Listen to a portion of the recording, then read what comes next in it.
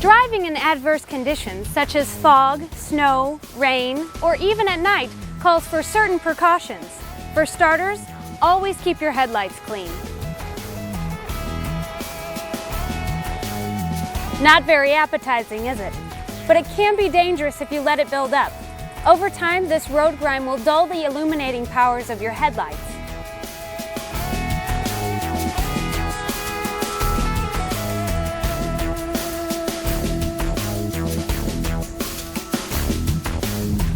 When driving at night, the distance that you can see ahead of you is much shorter than in the daytime. All cars have high beams and low beams. Once your headlights are on, you can toggle between the two. Properly functioning high beams illuminate the roadway 300 to 350 feet ahead. When traveling closely behind other vehicles, or when vehicles traveling in the opposite direction appear in your vision, you should use your low beams. Low beams only illuminate the roadway 100 to 150 feet ahead. When driving at night, it's important that you don't outdrive your headlights. In other words, you must drive at speeds that allow you to stop within the lighted area. If you drive too fast for your headlights, then you risk not being able to stop in time for obstacles that appear ahead. Another major problem drivers encounter at night is glare. Headlights from following vehicles may cause glare in your rearview mirrors.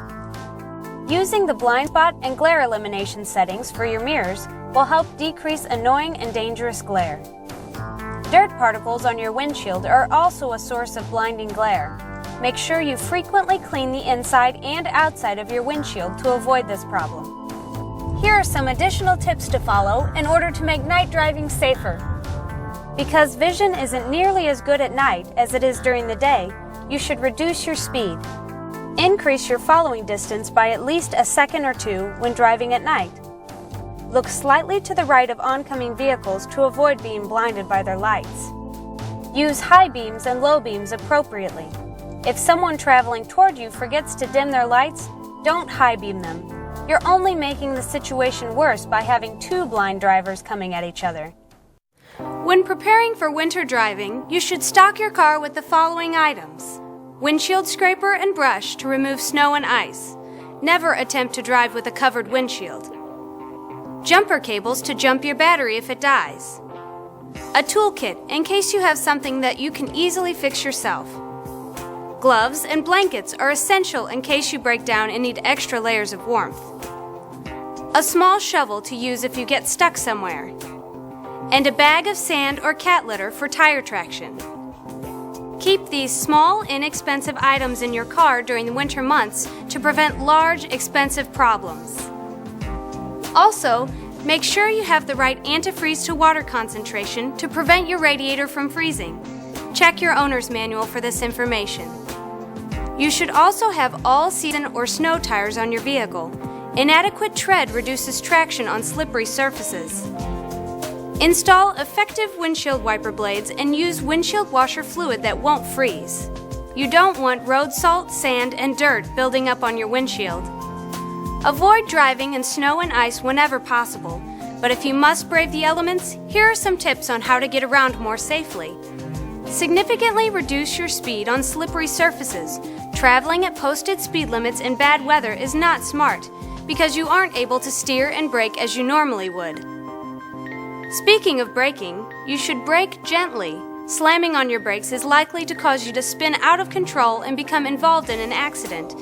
If you do start sliding, brake gently and steer in the direction you want to go. You should also greatly increase your following distance. Give yourself a large gap between your car and the cars ahead of you. You never know when someone ahead might lose control of their vehicle. It's important that you have time to stop before hitting them. Much of the same safety tips apply to driving on wet roads at any time of the year. When driving in the rain, you should reduce your speed. Driving too fast on wet roads could cause you to hydroplane.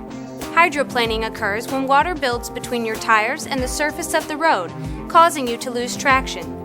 If you feel your car start to hydroplane, ease off the gas to regain control.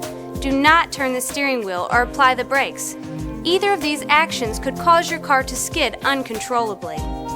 you need to increase your following distance. Also, turn on your headlights so that your vehicle is more visible. In some states, the law requires that you turn on your headlights when driving in the rain. Avoid slamming your brakes. You risk skidding out of control. If you encounter a flooded roadway, stop and head for higher ground. It only takes 6 inches of water to cause you to lose control of your vehicle, and 2 feet of water will carry most cars away. In heavy fog, you should pull over and wait for the fog to lift before proceeding.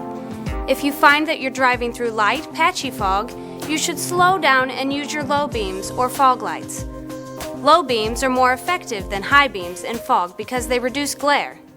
As you can see, the main thing is to slow down and use caution when driving in hazardous conditions. Always be prepared for the unexpected.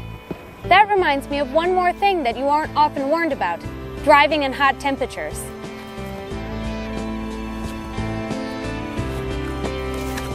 Use a 50-50 mixture of engine coolant and water in your radiator during the summer months and keep some in your car. High temperatures can be just as damaging to your engine as extremely cold temperatures. To be safe, frequently check your oil level. Make sure your air conditioning system functions properly. And keep an eye on your temperature gauge while driving. If you notice that your car is overheating, pull off the road and add a 50-50 mix of water and coolant to the reservoir once your car has cooled down. Do not attempt to remove the radiator cap. The coolant is highly pressurized and extremely hot. Removing the cap may cause scalding liquid to spray and severely burn you. If you're smart and cautious about your driving abilities in adverse conditions, then you're certainly less likely to be involved in an accident. Just remember to play it safe and slow down.